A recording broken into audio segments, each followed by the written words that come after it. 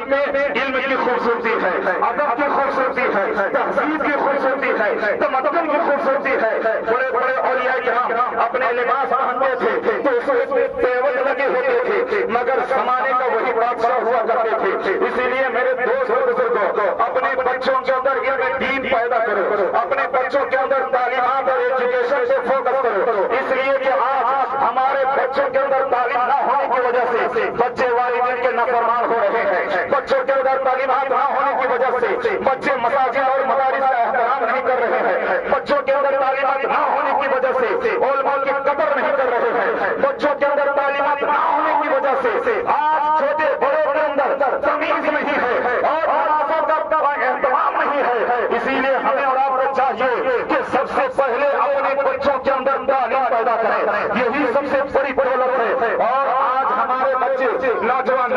جو رمضان میں مسجدوں کو آباد کر رہے تھے، مگر آج عید کے بعد مسجدیں ویران ہو جاتی ہیں، اس کی وجہ کیا ہے؟ اس کے اندر علم دین نہ ہونے کی وجہ سے۔ اور دوسری وجہ آج دینیات سے ہمارے بچے دور ہونے کی وجہ یہ ہے کہ آج جب شادیاں ہوتی ہے، میرج ہال میں آپ دیکھتے ہوں گے، ٹھیک جب شوہر کی آزاد ہوتی ہے، نوشب تیار ہو کر رونق اسٹیج ہوتا ہے، جماعت ختم ہوتی ہے، نکاح کی ساری کارروائی مکمل ہو جاتی ہے، ایک سنت کی ادائیگی کے لیے شوہر نماز فرض کو چھوڑ دیا جاتا ہے۔ اب اس کا رزلٹ کیا آتا؟ اسی کے گود جب آگے چل کے بچہ پیدا ہوتا ہے اور بچہ کھیلتا ہے تو نماز سے بے نمازی ہو جاتا ہے، مسجدوں کا احترام نہیں ہوتا ہے۔ اسی لیے کوہے ہور کی گاہ سے ایک پیغام لے کر کے آپ جائیں، جب اپنے بچوں کی شادیاں کریں تو یاد رکھیں شادی کرنا، نکاح کرنا سنت ہے اور نماز شوہر ادا کرنا فرض ہے۔